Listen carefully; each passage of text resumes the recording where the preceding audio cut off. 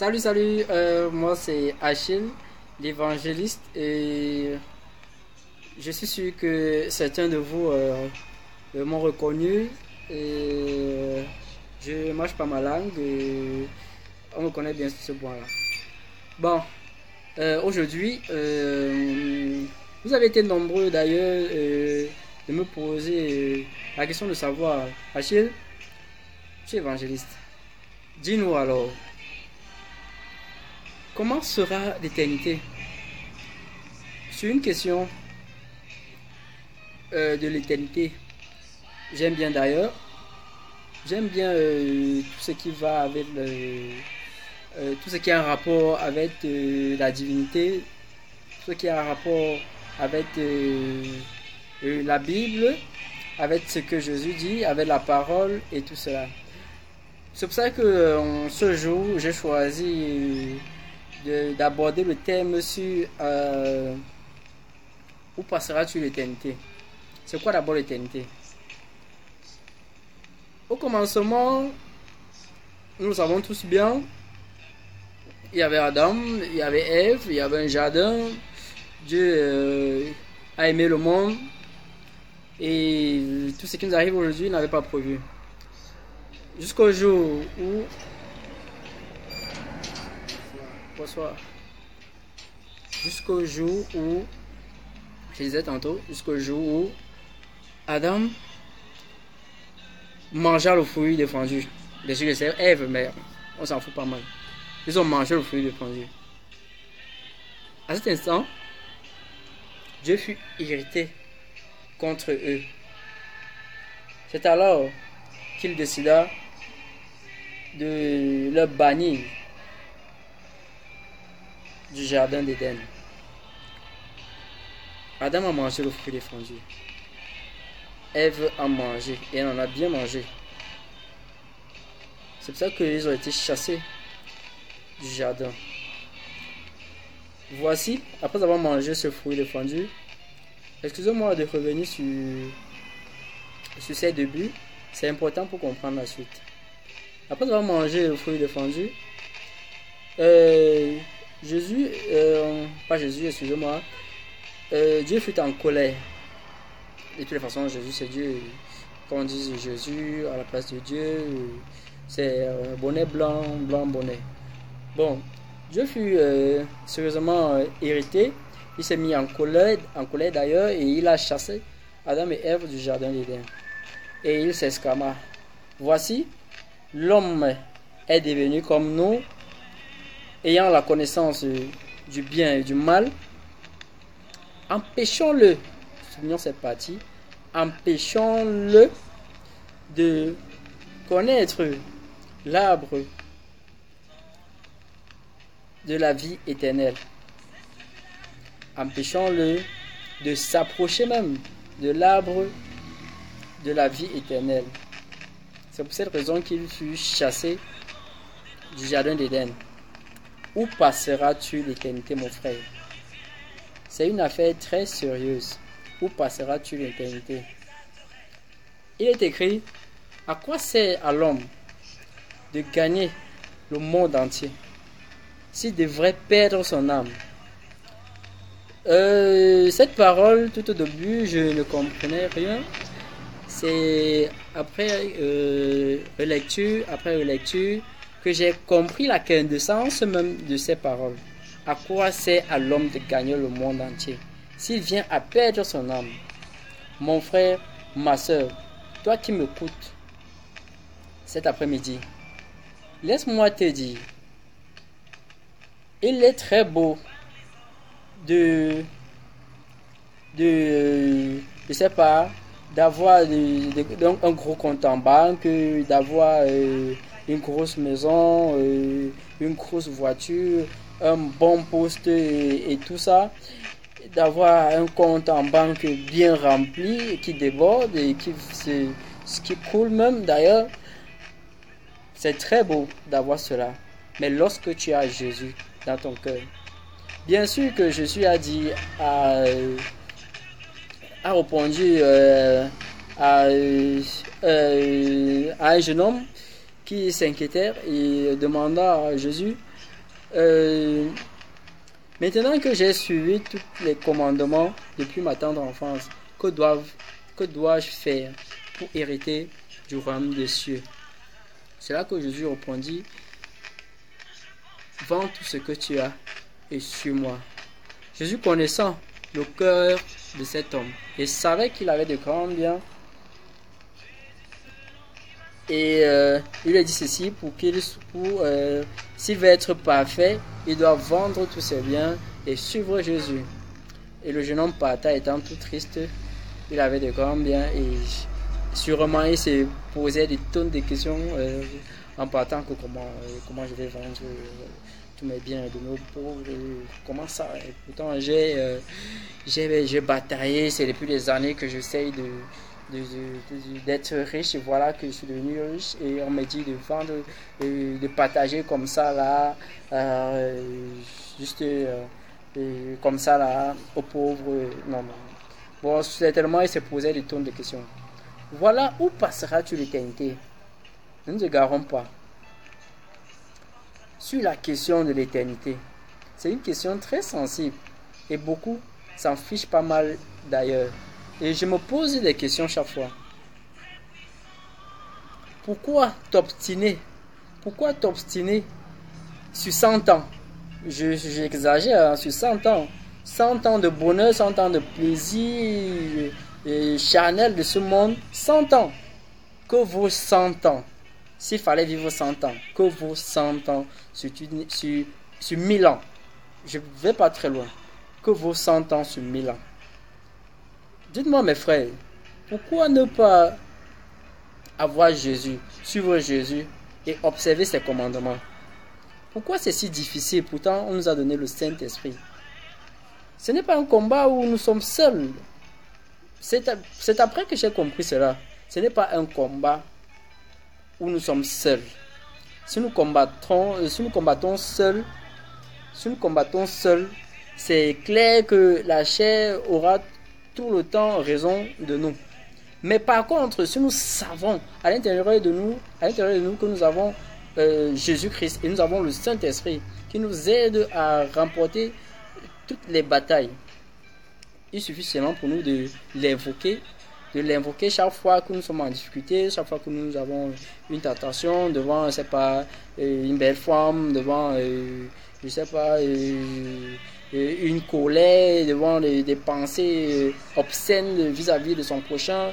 Chaque fois que nous sommes tentés à pécher, nous avons qu'à remettre cette situation entre les mains du Saint-Esprit et là il nous conduira. C'est après, je suis né de nouveau 2 fois, excusez-moi la parenthèse, je suis né de nouveau 2 fois. La première fois je suis né de nouveau et j'étais tout le temps tenté et à la fin je n'ai pas pu résister, je suis retombé dans le monde.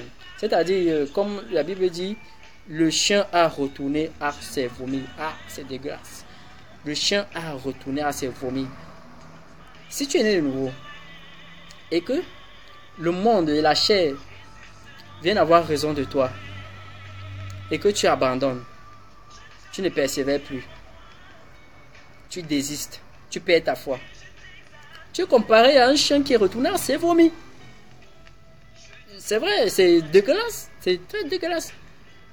Pour cette deuxième fois que je me suis réellement repenti et j'ai donné ma vie à Jésus, je sais que désormais je marche en nouveauté de vie avec Jésus-Christ au nom puissant de ce même nom. C'est bizarre, mais c'est ce qui arrive lorsqu'on veut prononcer Jésus. Bon. Au nom de Jésus, j'ai dit, je ne retournerai point et jamais à mes vomis. Pareil, c'est dégueulasse. Vous êtes d'accord avec moi sur ce point que c'est dégueulasse? Bon, où passera-tu une éternité? Nous ne nous égarons pas. Mon frère et ma soeur, que vous 100 ans sur 1000 ans. Je m'arrête à 1000 ans. 100 ans, c'est 1000. Je n'ai pas été un fin mathématicien, mais je sais que 100 ans, c'est 100 ans devant 1000 ans. C'est 100 multiplié par combien? Aidez-moi. Par 10. Voilà. Par 10. 1000 ans. Disons alors 2000 ans. Disons maintenant 3000 ans. Ce n'est pas 2000 ans. Ce n'est pas 3000 ans. Ce n'est pas 4000 ans. Mon frère, ma soeur, c'est une éternité. Une éternité de bonheur, une éternité de gloire, une éternité de prospérité, une éternité de tout ce que nous ne pouvons pas nous imaginer. Prenons un simple exemple. Regardez le blanc. Regardez un blanc. Regardez le blanc. La couleur blanche, je vais dire. Regardez la couleur blanche. Parfois, on a l'impression que la couleur blanche est vraiment blanche. Et maintenant, lorsqu'on lève les yeux vers le ciel et qu'on regarde la blancheur et la pudeur des nuages, on est tenté à dire que le blanc que nous avons sur cette terre n'est pas blanc, hein, c'est noir. On est tenté à dire que c'est noir. Mon frère, ma soeur, tout ce qui est au ciel est plus pur. Si vous considérez qu'une maison est belle sur la terre, laissez-moi vous dire qu'au ciel, il y en a des maisons. Comparées à les maisons qu'on a au ciel, la maison sur la terre ne vaut rien. La maison au ciel est la plus belle maison, je veux dire, la plus belle maison sur la terre.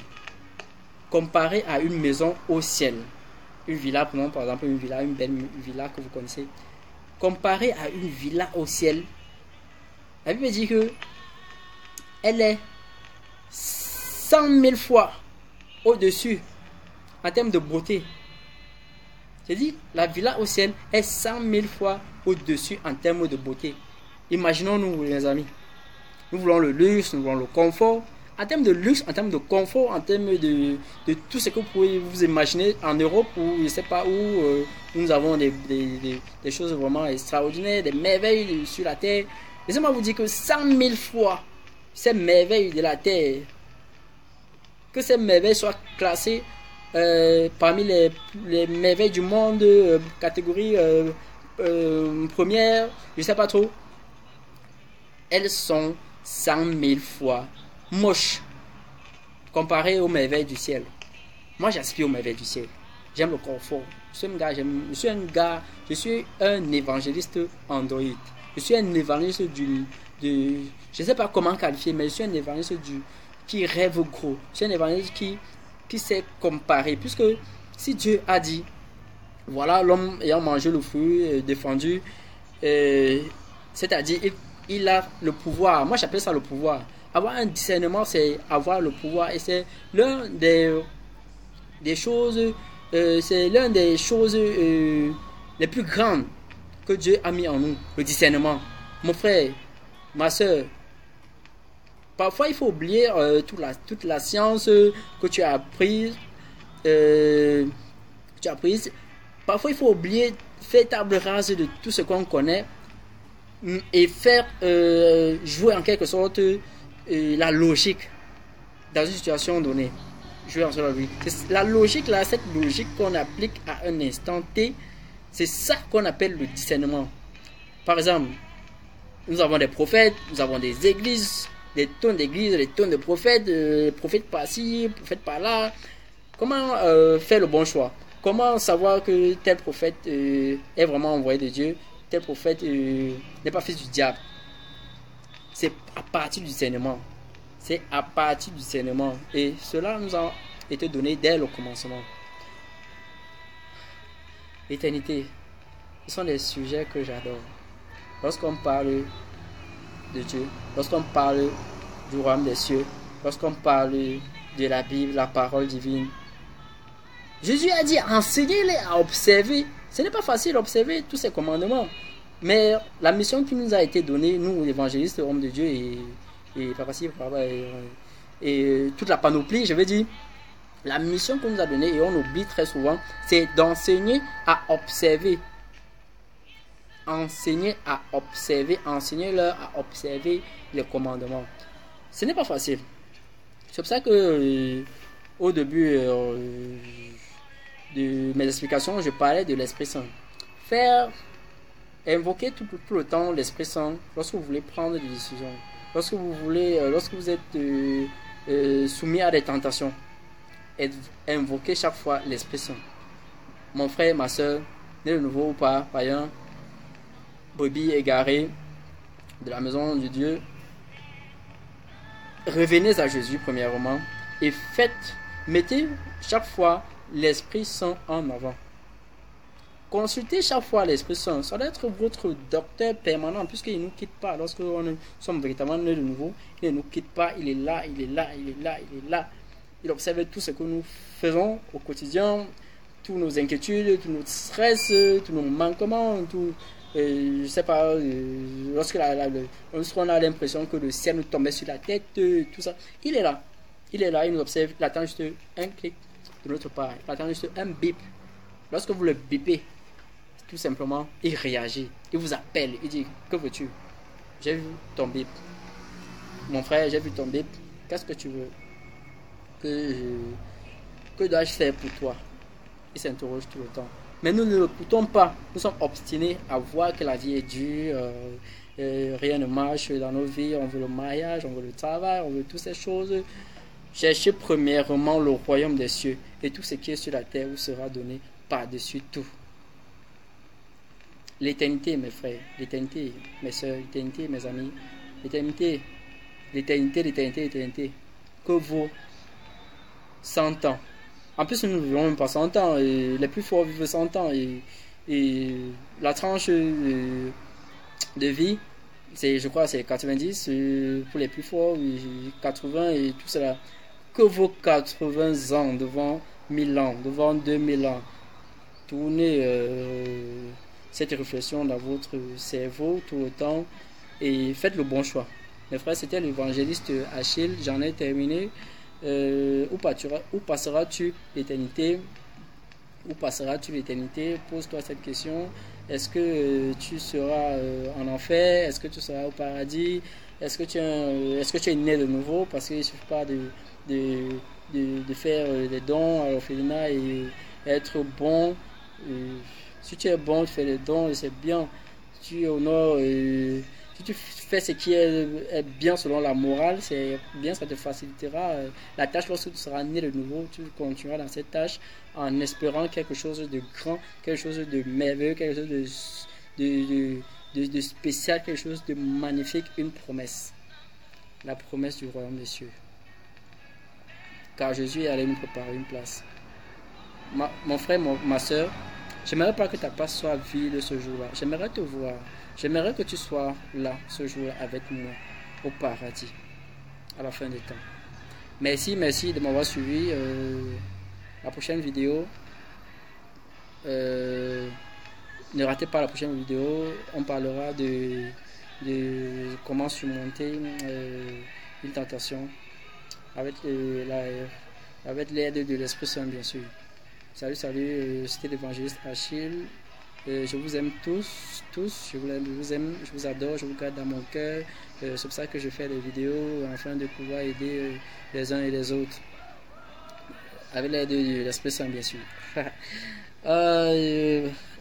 Rien d'autre. Ciao.